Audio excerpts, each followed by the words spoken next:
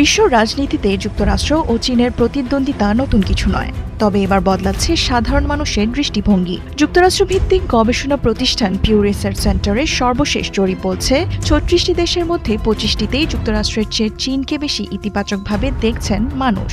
২০০২ সালে জরিপ শুরু হওয়ার পর এবারই প্রথম এত বেশি দেশে এমন ফল পাওয়া গেল। জরিপটি চালানো হয় ফেব্রুয়ারি থেকে মে মাসের মধ্যে। এতে অংশ নেন ৩৬ দেশের ৪২,০০০-এরও বেশি মানুষ। অংশগ্রহণকারীদের কাছে জানতে চাওয়া হয় চীন ও যুক্তরাষ্ট্র সম্পর্কে তাদের ধারণা খুব ইতিবাচক, কিছুটা নেতিবাচক নাকি খুব নেতিবাচক। বিশেষ করে স্পেন, ইতালি, গ্রিস, কানাডা ও ইন্দোনেশিয়ায় চীনের প্রতি ইতিবাচক দৃষ্টিভঙ্গির বড় পরিবর্তন দেখা গেছে জরিপে। Italy, Spain, Mexico, Malaysia, Nigeria ও তুরস্কে এবার চীনের জনপ্রিয়তার রেকর্ড উচ্চতায় পৌঁছেছে।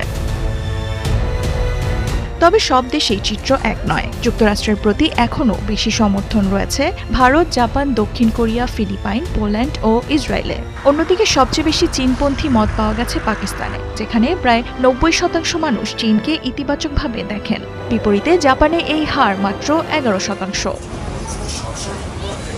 জরিপে আরও দেখা যায় চীনের প্রেসিডেন্ট শি জিনপিং ও যুক্তরাষ্ট্রের প্রেসিডেন্ট ডোনাল্ড ট্রাম্পের প্রতি আস্থার বিষয়টিও। দুই নেতার প্রতি সামগ্রিকভাবে আস্থা কম, তবে বেশিরভাগ দেশে ট্রাম্পের তুলনায় শি জিনপিংয়ের ওপর আস্থা কিছুটা বেশি, যদিও ব্যক্তিগত স্বাধীনতার ক্ষেত্রে এখনও যুক্তরাষ্ট্রকে চীনের চেয়ে এগিয়ে মনে করেন বেশি মানুষ। তবে পররাষ্ট্রনীতি নিয়ে ভিন্ন চিত্র দেখা গেছে। জরিপে অংশ নেওয়া মধ্যমায়ের দেশগুলোর ৭৫%-এর মতে যুক্তরাষ্ট্র অন্য দেশের অভ্যন্তরীণ বিষয়ে হস্তক্ষেপ করে। একই অভিযোগ চীনের বিরুদ্ধে করেছে ৪৫% উত্তরদাতা। বিশ্লেষকদের মতে যুক্তরাষ্ট্রের নীতির ঘন ঘন পরিবর্তন, সামরিক পদক্ষেপ এবং বৈশ্বিক অনিশ্চয়তা অনেক দেশের মানুষের দৃষ্টিভঙ্গিকে প্রভাবিত করেছে। অন্যদিকে উন্নয়নশীল দেশগুলোতে বিনিয়োগ, অবকাঠামো প্রকল্প ও কূটনৈতিক তৎপরতার মাধ্যমে নিজেদের ভাবমূর্তি গড়ে তুলতে দীর্ঘদিন ধরেই কাজ করছে বেইজিং।